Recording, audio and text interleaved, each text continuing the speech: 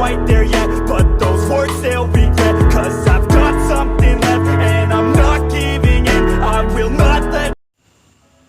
Baiklah, pada video kali ini kita akan lanjutkan pelajaran kita mengenai materi diffraksi pada cahaya. Pada video sebelumnya kita sudah melihat bagaimana terjadinya polarisasi pada cahaya. Kita sudah mempelajari bagaimana cara mengubah cahaya tak terpolarisasi menjadi cahaya terpolarisasi. Jadi kita akan lihat nanti di materi video ini mengenai lanjutan dari topik mengenai gelombang cahaya, yakni nanti kita akan bahas di materi ini mengenai diffraksi cahaya, lalu interferensi cahaya, dan daya urai optik. Kita akan lihat yang pertama, istilah diffraksi.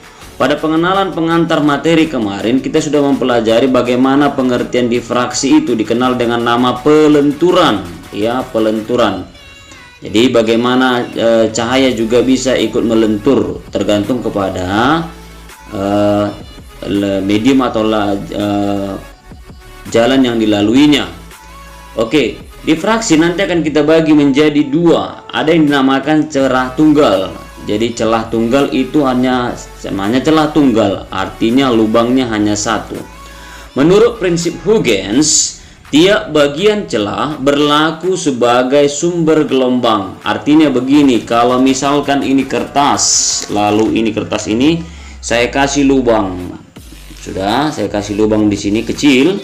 Maka ketika saya arahkan dari sini sinar ke belakang sana akan tertembuslah sinar itu, akan kita terbentuk nanti di sana terbentuk namanya diffraksi. Jadi menurut Huygens bahwa katanya ini lubang ini akan menjadi sumber cahaya. Dengan demikian cahaya dari bagian celah dapat berinterferensi dengan cahaya dari bagian lainnya dengan intensitas resultannya ada pada layar arah sudut theta. Sebuah ilustrasi dikatakan di sini, ini lubangnya. Lalu dari sinilah sumber cahaya. Jadi nanti istilah ini lubang ini memiliki lebar yang itu kita notasikan dengan lambang D. D ini adalah lebar celah. Jadi theta ini adalah sudut yang dibentuk oleh terang pusat. Nanti kalau kita lihat di layar ketika kita arahkan dari lubang itu, ini terang pusat namanya. Ini terang 1 yang merah, terang 2, terang 3, dan begitulah seterusnya. Jadi ke bawah juga sama. Kalau ini terang 1, ini juga terang 1.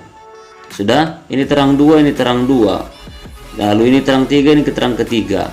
Di samping terang ini warna hitam ini namanya gelap. Gelap 1, gelap 2, gelap 3. Di sini pun akan ada nanti gelap 1, gelap 2, gelap 3. Sama itu nanti. Kalau misalkan nanti kita bicara mengenai gelap keempat, maka gelap keempat atau di sini dikatakan gelap keempat, maka pada gelap keempat itu terang pusat itu akan dinotasikan dengan Y. Sudut yang dibentuknya namanya theta. Itu yang dikenal dengan nama sudut deviasi. Sudut yang dibentuk atau sudut nanti yang dibentuk oleh terang pusat terhadap gelap atau terang keberapa yang kita bicarakan. Jadi tidak harus di sini nanti nih. Contoh misalkan untuk terang kedua ya. Kalau terang kedua sampai sinilah dia. Jadi garisnya akan ditarik dari sini sampai kemari. Berarti Y-nya ada jarak dari terang pusat terhadap terang kedua. Termasuk yang lain juga ya. Gelap ketiga, boleh gelap ketiga. Bahwa nanti sudut dari terang pusat terhadap ini gelap keempat ini yang di atas akan sama nanti besar sudut dari terang pusat ke gelap keempat yang di bawah. Itu sama. Jadi dari pusat ini akan terang, semakin ke pinggir dia akan semakin redup, intensitasnya berkurang dan akan hilang.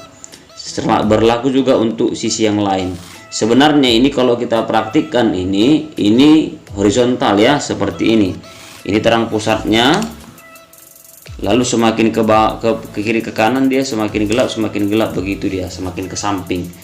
Inilah ilustrasinya. Jadi jarak antara sumber cahaya terhadap layar tempat kita melihat cahaya tadi terang gelap itu namanya L. Baik, pada proses terjadinya diffraksi celah tunggal maka terbentuklah rumus pola gelap ya, di mana nilai D sin theta itu sama dengan N dikalikan dengan lambda. Sin theta itu sama dengan Y per L dengan pendekatan kalau kita lihat tadi sudut ini, bahwa tangen theta itu sama dengan sisi di hadapannya per sisi pembentuknya, maka Y per L. Bahwa nanti sin theta sama dengan Y per L itu sama dengan tangen theta Y per L itu diakibatkan untuk sudut yang kecil. Jadi untuk theta yang kecil atau sangat kecil,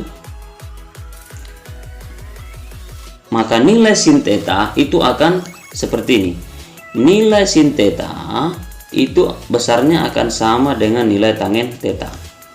Jadi karena tadi tangen theta-nya Y per L, sisi di hadapannya per sisi yang membentuknya, maka untuk sudut yang kecil sin theta-nya juga akan sama hasilnya dengan Y per L.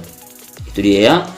Dengan pendapat tadi kan rumus untuk pola gelapnya adalah D sin theta sama dengan N dikali lambda. Gantilah sin theta itu menjadi D dikali Y per L. Jadi Y per L ini itu adalah sin theta sama dengan N dikali lambda, di mana D itu adalah lebar celah dan Y di sana adalah jarak terang pusat ke gelap ke N. L itu adalah jarak celah ke layar. Lambda adalah panjang gelombang. N adalah membicarakan gelap keberapa nanti dia. Jadi N itu akan kita pakai dimulai dari 1, 2, 3. Jadi kalau N sama dengan 1, dikatakanlah gelap pertama, atau sering dikatakan juga orde pertama untuk gelap. Lalu selain daripada terbentuknya untuk rumus terang, maka kita akan lihat lagi nanti untuk gelapnya. Pada rumus gelap, ini tadi untuk gelap, untuk terangnya juga akan ada rumusnya, di mana D sin theta sama dengan N dikurang setengah dikali lambda. Berarti DY per L itu sama dengan N dikurang setengah dikali lambda. Maka untuk terang ke N itu sama dengan N 1, 2, 3. 1, 2, 3, begitu dia, dan seterusnya. Jadi kalau berbicara nanti di fraksi celah tunggal, itu berbeda nanti rumus yang kita gunakan untuk yang satu lagi, namanya di fraksi celah banyak. Tapi bagaimana kita lihat dulu contohnya mengenai celah tunggal ini. Pada contoh yang saya cantumkan di sini, kita akan lihat sebuah celah tunggal selebar, lebar berarti D 0,1 mm itu sama dengan 10 pangkat minus 4 meter ya. Disinari seberkas cahaya dengan lambda panjang gelombang 600 Armstrong.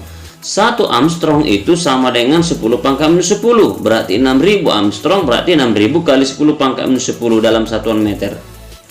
Lalu pola difraksi yang terjadi ditangkap oleh layar pada jarak 40 cm dari celah.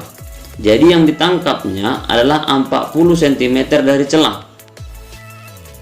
Berarti jarak antara layar ke celah itu 40 cm, 4 kali 10 pangkat minus 1 meter. Oke, di sana diceritakan juga pola difraksi pita gelap. Jadi rumus gelap yang kita pakai, kan ada nanti rumus gelap sama rumus terangnya berbeda.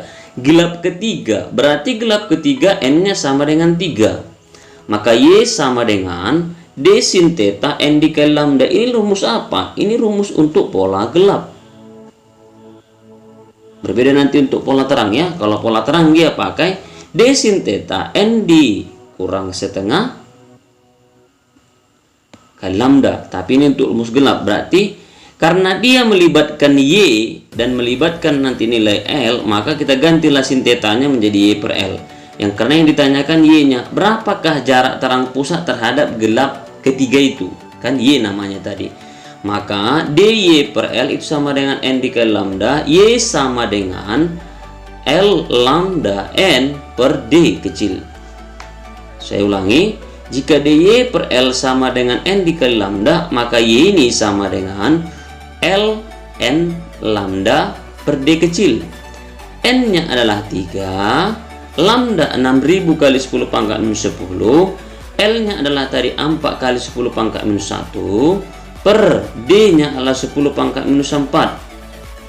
3 dikali dengan, ini kita coret bisa ya, coret tinggal minus, ini minus 6, ini kan positif. Oke, minus 6 dengan minus ini coret, tinggallah minus 3. Oke, 3 dikali dengan 6 itu 18. 18 kali 4 itu 72. 72 kali 10 pangkat minus 4 atau 7,2 kali 10 pangkat minus 3 meter. Itulah contoh nanti mengenai celah tunggal. Yang perlu kamu perhatikan nanti, bagaimana kamu memperhatikan bahwa pola gelap dan terang itu ada perbedaan rumusnya. Kita akan lanjut ke permasalahan yang berikut. Selain daripada celah tunggal, ada yang dikenal dengan nama difraksi celah banyak. Jadi celah banyak ini adalah dikenal juga dengan nama kisi. Dimana tadi kan itu cuma satu dia lubangnya, dimana adalah satu goresan seperti ini terdapat beberapa garis. Satu ukuran dalam skala yang kecil dalam satuan panjang itu terdapat banyak lubangnya, banyak celahnya, banyak celah. Jadi dikenal dengan nama celah banyak lah kisi ini. Berapa banyak? Biasanya itu pada nominal minimal dia dalam 1 cm itu terdapat dia 50 lubang. Jadi tangan kita manusia tidak bisa membuat itu. Nah, jadi kalau dipraktekkan nanti di dalam laboratorium itu ada memang kisi spesial dia. Jadi pada kisi itu terdapat celah banyak. Jadi pada kisi itu untuk satu goresan dia sudah terdiri dari sampai 50 atau memungkinkan sampai 500 lubang. Jadi apa hubungannya? Untuk difraksi celah banyak atau kisi, di mana nilai D itulah lebar celah itu menjadi 1/n. N adalah banyak garis persatuan panjang. Ya, banyak garis. Misalkan sebuah kisi memiliki 10.000 garis dalam 1 cm. Bisa kita bayangkan ya, ada 10.000 lubang atau garis sebagai sumber cahaya dalam 1 cm. Nah, itu dia luar biasa. Akan memiliki tetapan kisinya atau D-nya, dimana tadi kan D 1/n. Ini dia, perhatikan pemindahan satuan 1/10.000 per cm. Ini dia D-nya, apa N-nya. Berarti ini kan 10.000, ini kan 10 pangkat 4. Ini per cm naik ke atas jadi cm. Jadi 10 pangkat 4 ini naik ke atas menjadi 10 pangkat minus 4. Dari cm dirubah ke meter itu tambahlah minus 2. Berarti 10 pangkat minus 4 dikali 10 pangkat minus 2 dapatlah 10 pangkat minus 6. Contoh, seberkas cahaya monokromatis dengan panjang gelombang 500 nanometer, berarti ada lambda 500 nanometer, nano 10 pangkat minus 9. Jadi 500 kali 10 pangkat minus 9. Lalu jika spektrum orde kedua, berarti N sama dengan 2. Membentuk sudut 30 derajat, berarti theta 30 derajat. Lalu yang ditanyakan adalah jumlah garis per cm, berarti N per cm dalam satuan senti. Karena yang tadi kita sudah rubah ke dalam meter, nanti akan kita konversi lagi ke cm. Baik. Bagaimana rumus yang kita gunakan untuk tadi terbentuknya pola terang? Jadi kalau pola terang pada difraksi kisi itu tidak sama rumusnya nanti pola terang pada celah tunggal. Kalau kita bedakan nanti dia kebalikan. Jadi ini tadi sebenarnya rumus yang digunakan untuk gelap pada celah tunggal. Tetapi pada celah kisi inilah yang kita pakai rumusnya. Jadi kalau kita nanti ditanyakan apa rumus yang kita gunakan untuk kisi? Jadi kalau di kisi nanti untuk terang dia pola terang kita pakailah D sin theta N dikali lambda. Kalau gelap kita akan pakai D sin theta sama dengan N dikurang setengah dikali lambda. Ini dia. Kalau tadi untuk celah tunggal kan kebalikannya, ya kebalikannya. Maka yang perlu, karena tadi terbentuk pola terang, maka D sin theta N dikali lambda. Karena kita di sana melibatkan namanya Y juga, maka kita tidak pakai Y, langsung sudah dikasih tahu tadi ya.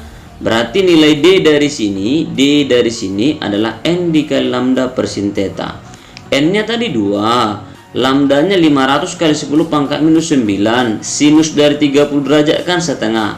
Ini naik ke atas kan 1/2 menjadi 2 kali 2 4. 4 dikali 500 2000. 10 pangkat min 9. Oke, kita rubah. Ini coret, kuranglah 10 pangkat minus 6 meter. Bisa ya? Lalu itu kan masih D. Karena yang ditanyakan bukan D, tapi N. Maka D sama dengan 1/N. N sama dengan 1/D. 1 per. Sudah? 2 kali 10 pangkat minus 6 meter. Kan tadi diminta per sentimeter. Kita ubahlah meter ini ke sentimeter. Dari meter ke sentimeter berarti kali 10 pangkat 2. Begitu kan? Kali 10 pangkat 2. Inilah dia. 2 kali 10 pangkat minus 6. Kali 10 pangkat 2 udah sentimeter. Sudah? Oke, 10 pangkat minus 6 dengan 10 pangkat 2 tinggal 10 pangkat minus 4. Pangkat minus 4 naik ke atas jadi positif. 10 pangkat 4 kok 10.000. 10.000 dibagikan dengan 2 itu dapatlah 5.000. Ini sudah sentimeter. Jadi nanti terbentuklah 5.000 garis per sentimeter. Oke, itu dia untuk dipraksi. Kita sudah melihat dipraksi celah tunggal dan dipraksi celah banyak. Kita akan lihat ke selanjutnya, apa yang kita kenal dengan nama interferensi. Jadi interferensi itu tadi sebelum pengantar materi ini kita sudah melihat di video sebelumnya adalah penggabungan dua sumber cahaya. Jadi sedikit aja perbedaannya nanti untuk difraksi. Jadi kalau di interferensi dia ada dua celahnya. Ini sumber 1, celah 1. Ini sumber 2. Maka pembentukan untuk ininya pun sama, akan ada terang, gelap, dimulai dari terang pusat, terang 1, terang 2, di samping terang selalu ada gelap, sama dia. Jarak antara sumber ke layar tetap L. Jarak antara terang pusat ke terang kesekian itu namanya Y. Terang pusat ke gelap kesekian namanya Y. Yang perlu kita dalami nanti perbedaan rumusnya. Kalau pola terang untuk interferensi itu D sin theta N dikali lambda. Maka sin theta itu tadi kan Y per L, berarti DY per L sama dengan N dikali lambda. D di sini bukan lagi lebar celah, tetapi jarak antara dua sumber atau dua celah. Itu dia bedanya. Tadi kan D untuk difraksi lebar celahnya.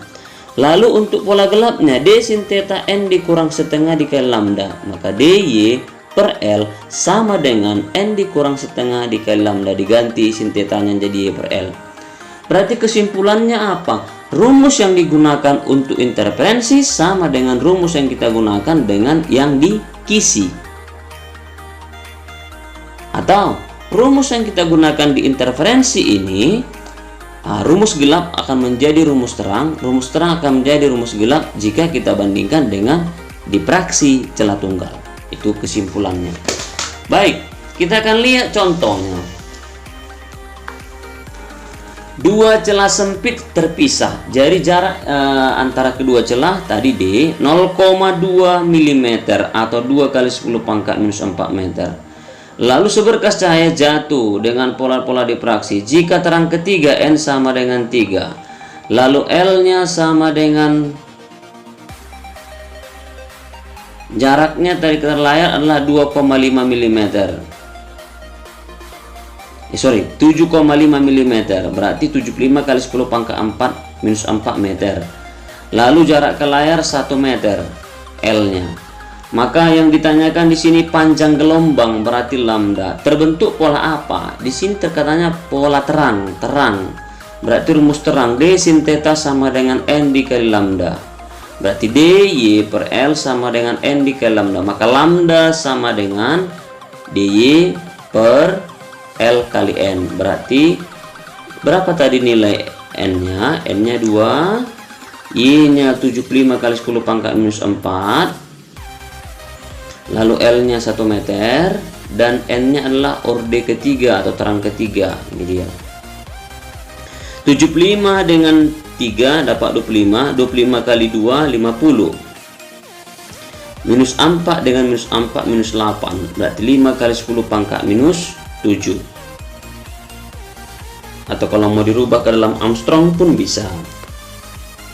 Ini setara dengan 5000 Armstrong, dimana nanti pengantarannya ini menjadi 5 kali 10 pangkat minus 7 dikali 10 pangkat 10 kalau mau diubah ke Armstrong, dapatlah 5000 Armstrong. Baik, kita akan lihat ke yang terakhir pada pelajaran kita kali ini, istilah daya urai. Nah, ini ilustrasinya seperti ini. Kita tentu pernah melihat mobil ya, mobil. Lalu kita lihat bagian belakang, dia kan punya dua buah lampu di bagian belakang, yang di kiri dan yang di kanan. Jadi kalau kita lihat dari dekat ini jelas terpisah. Jadi semakin jauh ini mobil, maka perasaan kita itu, apa yang kita lihat itu jarak antara dua lampu itu akan semakin dekat. Dan sampai nanti perasaan kita sudah sangat jauh dia, maka kita tidak bisa memisahkan sumber ini. Kita hanya melihat bahwa ada mobil, ada sebuah cahaya titik. Jadi sudah bergabung ini. Jadi batas di mana sebelum dia bergabung, ya, disitulah yang dikenal dengan nama daya urai lensa. Jadi setiap orang melihat itu berbeda. Bisa saja ada orang melihat dua sumber cahaya ini pada jarak 100 meter dia katakan masih terpisah. Tapi orang lain mengatakan bahwa itu sudah bersatu. Apa penyebabnya? Itu diakibatkan oleh lensa matanya. Jadi kekuatan lensa mata seorang itu akan berbeda. Jadi ada yang memang dia memiliki daya kekuatan lensanya yang baik, ada yang tidak baik. Jadi ini sumber satu, ini sumber dua.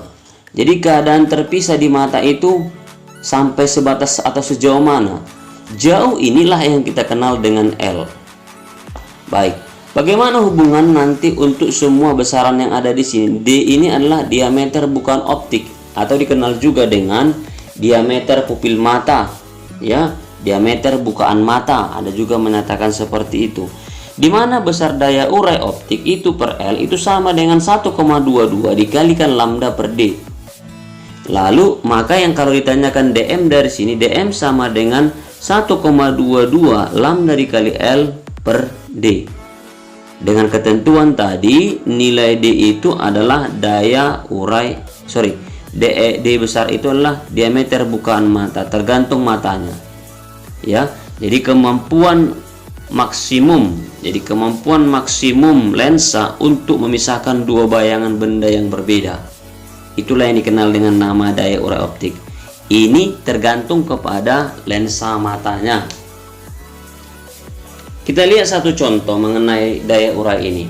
Dua buah lampu depan mobil terpisah sejauh 1,22 meter, memancarkan cahaya dengan panjang gelombang 500 nanometer.